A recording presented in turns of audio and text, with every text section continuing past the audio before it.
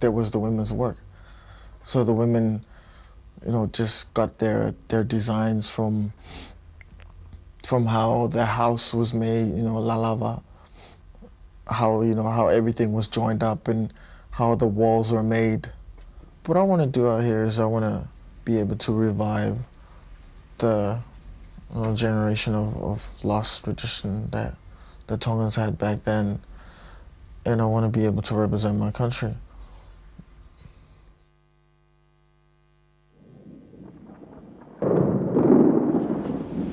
The Polynesian cultural meanings behind getting to tau can be very different to the social context that people have been tattooed in the Western world. In some islands, there's a continued association with tattooing and the underworld. I started the odd tattoo in the late 80s, and my aunties and uncles didn't really like it because of my appearance. People had to accept me for because I had long hair and tattoos, and some people just looked at me and just said, gang, gang, I think to the old people, it's still considered an evil thing.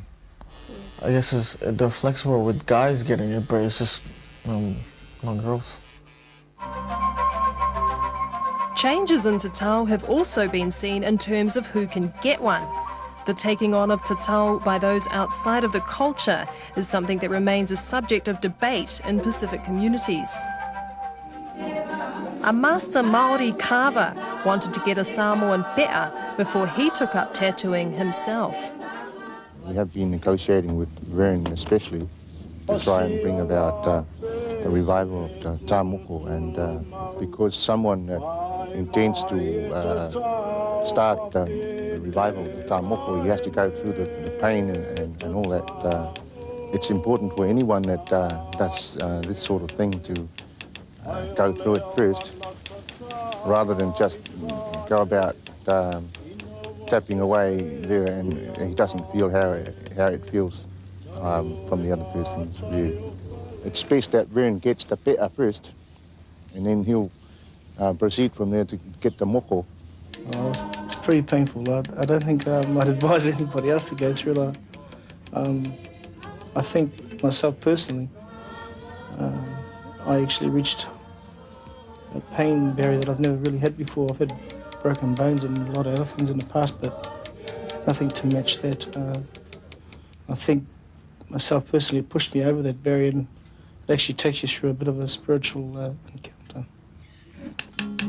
There seemed to be a deep desire between Paul and Vern to forge some links between the two cultures.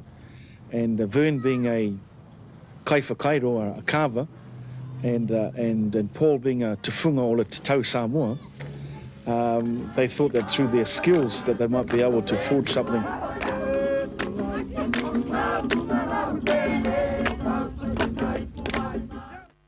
Transformations in tatau have always reflected the social changes taking place in Polynesian society.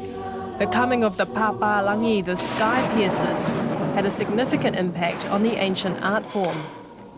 Over the years, the newly embraced evangelism and colonial agendas suppressed many traditional practices and saw a demise of tatau in many islands.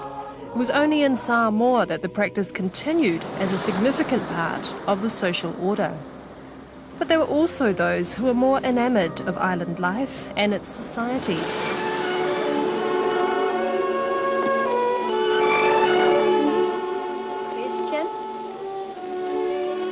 Aren't they amazing, Fletcher? I never knew there were such people in the world. They're simple and kind, and yet somehow they're royal.